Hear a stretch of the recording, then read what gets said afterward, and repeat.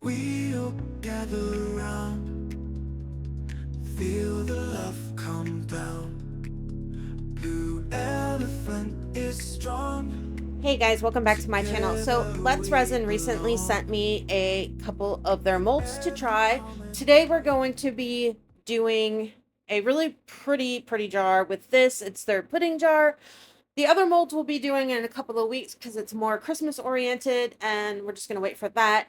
So a huge thank you to Let's Resin for supplying me with the molds and the resin to use in today's video. And then we're also going to use this cute little leaf mold that I've got a while back. We've used it at least one other time.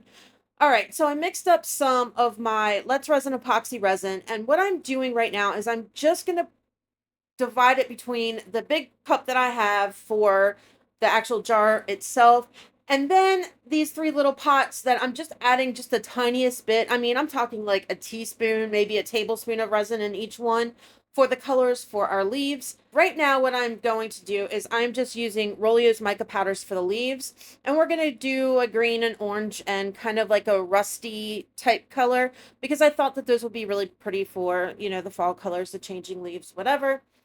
And we're going to mix those in. Now, for the actual jar itself, we are going to use Let's Resin's Interference Green because I thought that instead of going gold or anything like that, to have that kind of green shimmer in there would be really pretty, seeing as this is a fall jar after all. And they don't have like orange. I don't think it's red. I think it's just pink as far as the colors go, if I'm remembering correctly for the set. I could be mistaken, but I think it's just pink. So red wasn't an you know, anything I could use either. So yeah, that's what we're doing.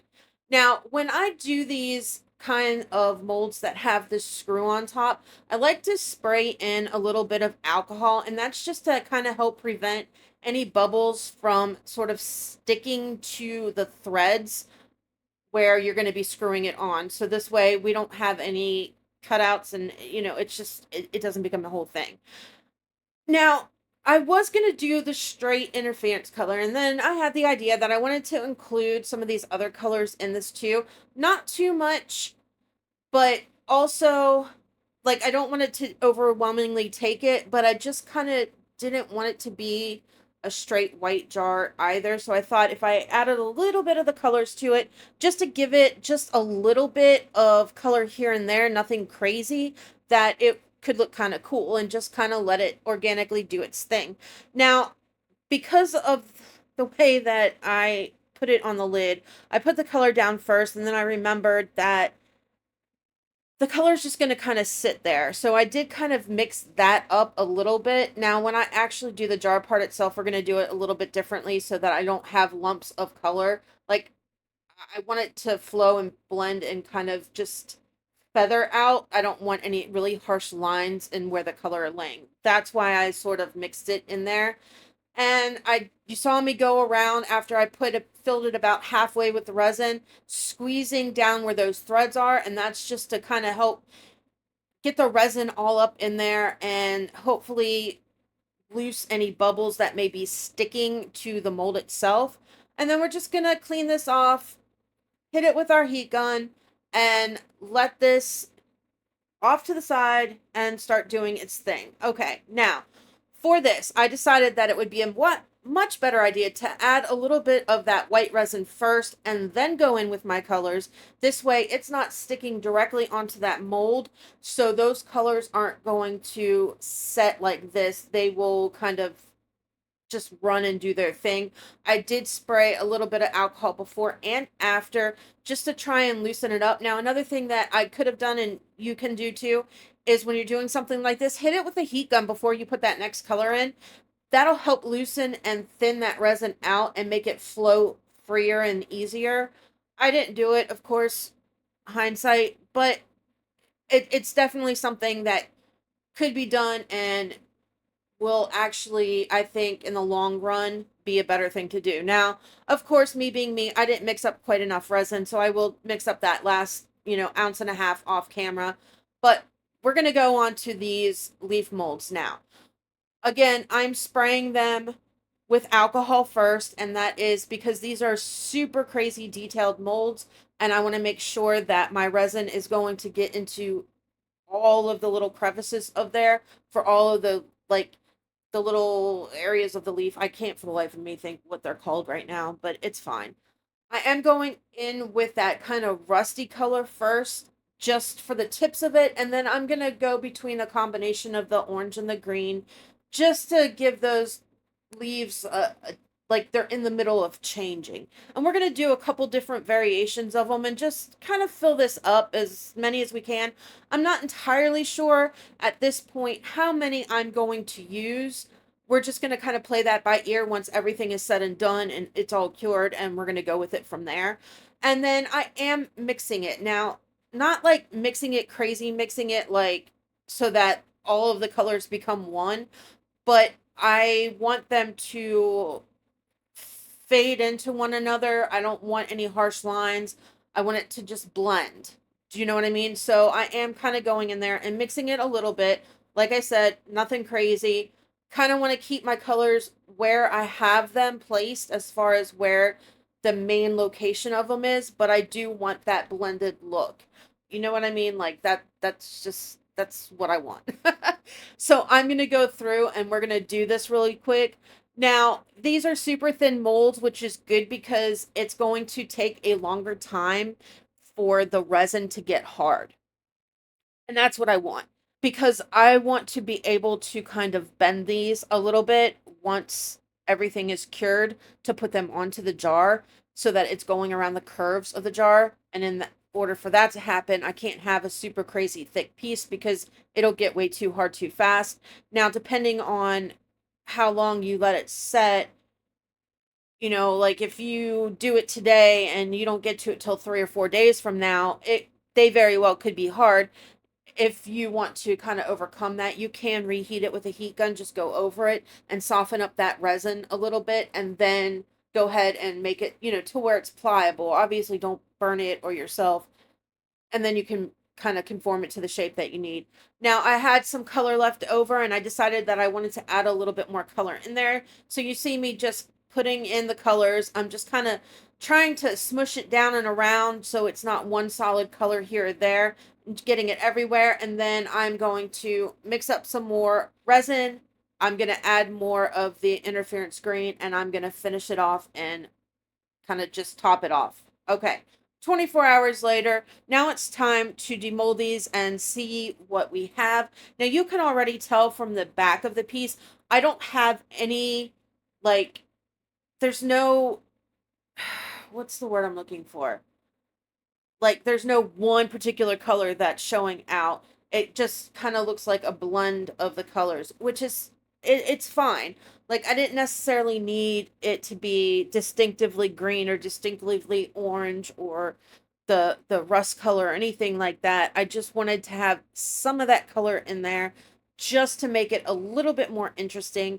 And however it went in, it went in. Like, there's not anything necessarily that I was looking for other than bits of color here and there.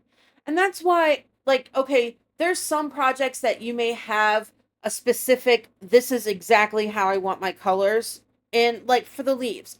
That's exactly the order that I wanted those colors in. But there's other projects like this one where it's like, I just want a little bit of color. I want it to be wherever it happens to be. Let it organically be something. And I think that sometimes those are the cooler pieces. Like, I'm not saying that the ones that you plan out aren't cool, like, don't get me wrong.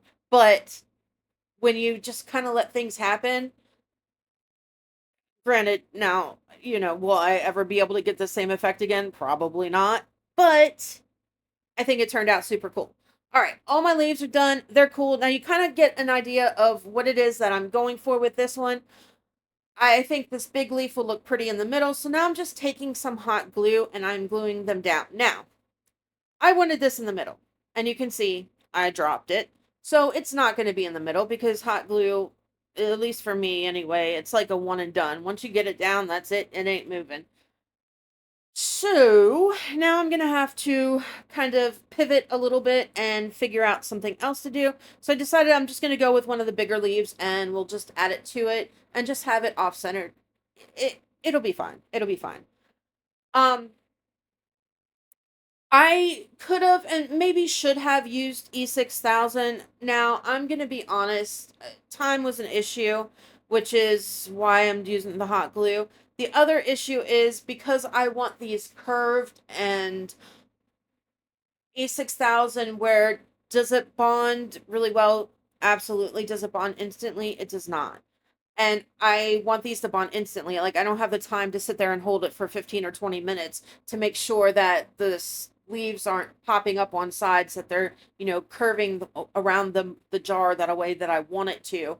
So that's why I did hot glue. Now, you can do hot glue and E6000, but again, with this particular piece and the way that I want it to do, unless I had the time, which I don't right now, to, like, I don't know, rubber band it or something into place to hold it until that E6000 cures, it just is what it is. So hot glue is the way I chose to go for this. Now, once I get all of these on, I decided that I wanted to add a little bit more detail and make these leaves stand out a little bit more. So I'm going to get some gilding glue, and I'm just going to go in with a liner brush and paint in the gilding glue into those lines of these leaves. And then we're going to get some gold flake and make them stand out even more and make them extra beautiful. So with the gilding glue, if you've not used it before, mine, it comes kind of like a purplish hue to it. And when it's dry, which depending on how thick and whatever that you're putting it on, can take anywhere between 10 to 30 minutes, and it dries clear. So when it's clear that it's dry, it's ready for use, and then you can go ahead and get your brush and get your gilding flakes and put them on. Now, I prefer, when I do this, to use the actual like gold foil sheet as opposed to the bits and pieces that you get in those jars. You guys all know what I'm talking about. I don't like them for this.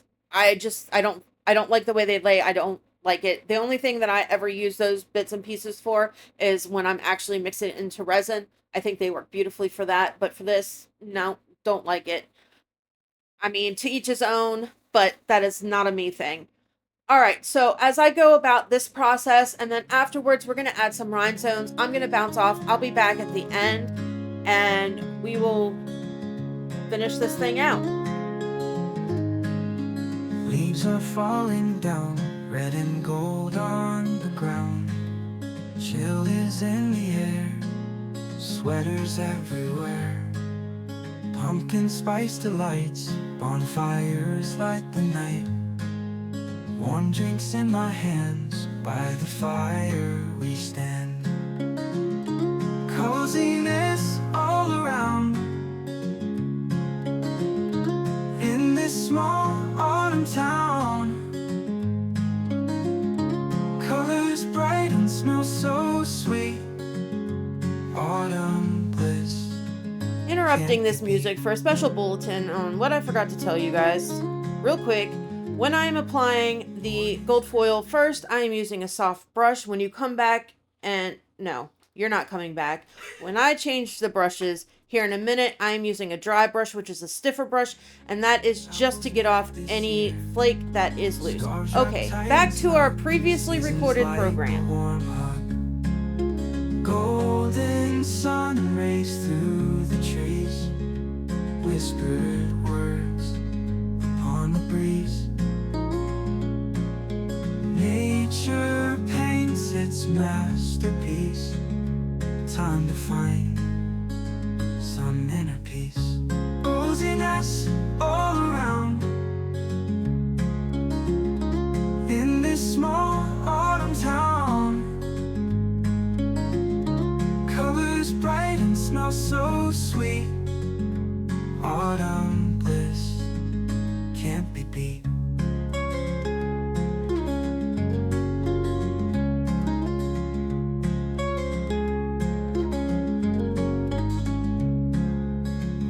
Sun rays through the trees, whispered words upon the breeze. Nature paints its masterpiece. Time to find some inner peace. Coziness all around, in this small autumn town. Colors bright and smell so sweet, can't be beat.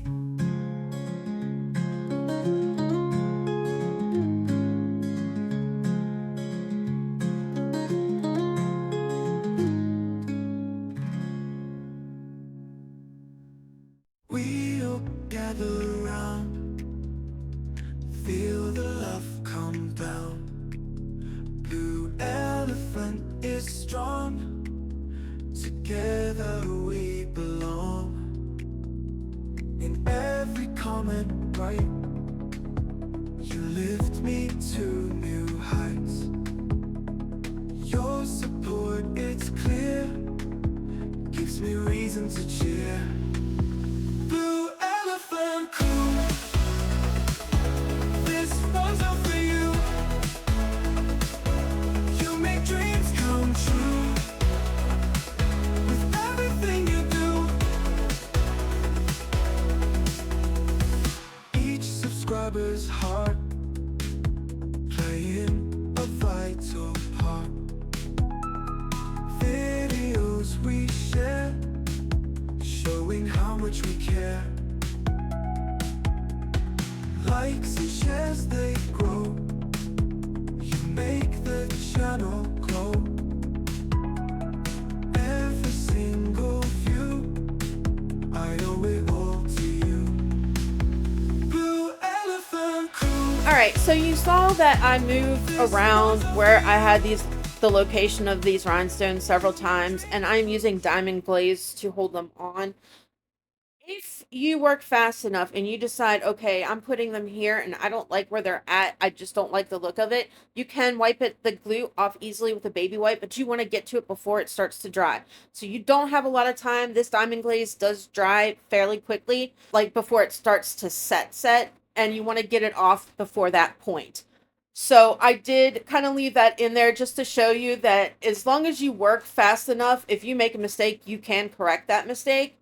But yeah, I mean, honestly, guys, that's it. That's a wrap on this one, guys. Like, subscribe, share, all that good stuff. I will see you on Tuesday in the next one. Love ya. Bye. Blue elephant is strong, together we belong. In every comment right, you lift me to new heights. Your support, it's clear, gives me reason to cheer. Blue